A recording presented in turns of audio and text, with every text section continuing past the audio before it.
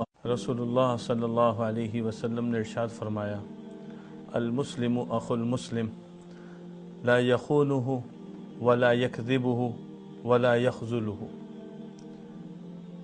یہ ایک طویل حدیث ہے جس میں چند باتیں آپ صلی اللہ علیہ وسلم نے مسلمان سے متعلق معاملے کے حوالے سے ذکر فرمائی ہے۔ پہلی بات تو یہ فرمائی کہ مسلمان کا بھائی ہے۔ انما المؤمنون اخوہ، قرآن کریم کے اندر بھی اللہ رب العزت نے یہ پیغام دیا ہے کہ سارے مسلمان یہ آپس میں بھائی ہیں۔ ایمان اور اسلام اور کلمہ، اس کی بنیاد پر پوری انسانیت میں بسنے والے ہر فرد کا آپس میں ربط ہے، اور اس ربط کی وجہ سے سارے مسلمان ایک دوسرے کے بھائی ہیں۔ بلکہ بعض روایات میں، جیسا کہ امام ترمذی رحمۃ اللہ علیہ نے اور ذکر آگے فرمایا ہے، کہ ایک عمارت کی طرح ہے۔ اب مسلمان کے لیے کیا حقوق ہیں، اس پر مختلف تعلیمات موجود ہیں۔ یہاں آپ صلی اللہ علیہ وسلم نے 3 باتوں کی طرف ہماری رہنمائی فرمائی ہے، اور جو اس وقت اس معاشرے کی اہم ترین ضرورت ہے۔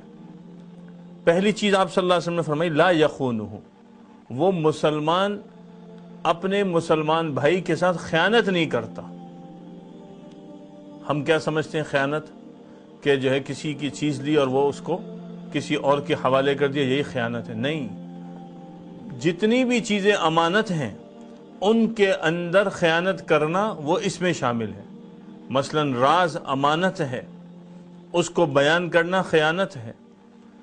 کسی نے آپ کو کوئی ذمہ داری دی، چاہے وہ کاروبار کی تھی، معاملات کی تھی، تجارت کی تھی، آپ کسی بھی طرح کسی کے ماتحت تھے، وہاں آپ کو ذمہ داری مل گئی، اس کو پورا کرنا امانت ہے، اور اس میں کمی کوتاہی کرنا یا اس کو نقصان پہنچانا یہ خیانت ہے۔ اسی طرح کسی نے اپنی اولاد کسی ادارے کے سپرد کی، ان کو کچھ دین سکھانے کے لیے، ان کو دنیاوی علوم سکھانے کے لیے، ان کو مختلف فنون اور اسکلز سکھانے کے لیے، تو یہ اولاد امانت ہے۔ اب اس میں خیانت نہیں چلنی چاہیے۔ یہ فرمایا ہے کہ یہ خیانت ہے۔ ان اللہ یأمرکم ان تؤدوا الامانات الی اہلہا۔ اسی طرح ایک مسلمان دوسرے مسلمان کے ساتھ معاملہ کر رہا ہے، مثال کے طور پر آج کل سروسز کے کاروبار ہیں، ایک طرف سے پیسہ ہے، ایک طرف سے خدمات ہیں۔ اب جس خدمت کے عوض یہ کہا گیا کہ آپ نے یہ دینی ہے، تو ان شرائط کے ساتھ اگر وہ آپ سے خدمت لے رہا ہے تو آپ نے وہ شرائط جب وہ پوری کر رہا ہے تو آپ اس کو پورا پہنچانے کے پابند ہیں، اور وہ آپ کو رقم دینے کا پابند ہے۔ بہت وسیع جملہ ہے۔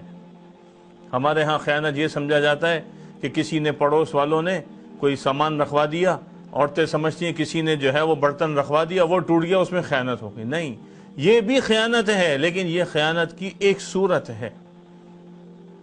مسلمان دوسرے مسلمان سے کسی معاملے میں خیانت نہیں کرتا۔ یہ ہم میں سے ہر ایک کو سوچنے کی چیز ہے۔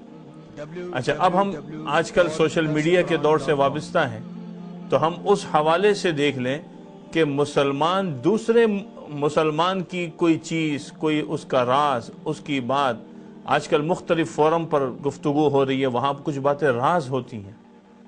سوشل میڈیا کا دور ہے، بات چیت ہو رہی ہے، وہاں کہا جاتا ہے کہ اس چیز کو آگے نہ کرنا، اب اس کو آگے افشا کر رہے ہیں۔ یہ سب چیزیں بھی نقصان کا ذریعہ ہے، اپنے معاشرے کو خراب کرنے کا ذریعہ ہے۔ معاشرے میں یہ خیانت کا مرض دیمک کی طرح لگ چکا ہے۔ کون سا شعبہ ایسا ہے الا ماشاء اللہ جو اس خیانت کے اثر سے بچا ہو؟ ناسور کی طرح ہماری جڑوں میں اور رگوں میں گھس چکا ہے۔ اس لیے ہم میں سے ہر ایک کو پہلے اپنی آپ سے شروع کرنے کی ضرورت ہے، اپنے اوپر توجہ کرنے کی ضرورت ہے۔ میرے حقوق، میرے فرائض اور میرے معاملات، اور میرے ذمے حقوق اور میرے ذمے فرائض اور میرے ذمے معاملات، یہ دونوں کو بیلنس لے کے چلنا ہے۔ کسی سے حق لینے میں ایسا نہیں کرنا، کسی کے صرف فرائض کے حوالے سے اپنے فرض کو لینے میں ایسا نہیں کرنا، معاملات میں ایسا نہیں کرنا کہ دوسری طرف معاملے کے اندر نقصان آ جائے۔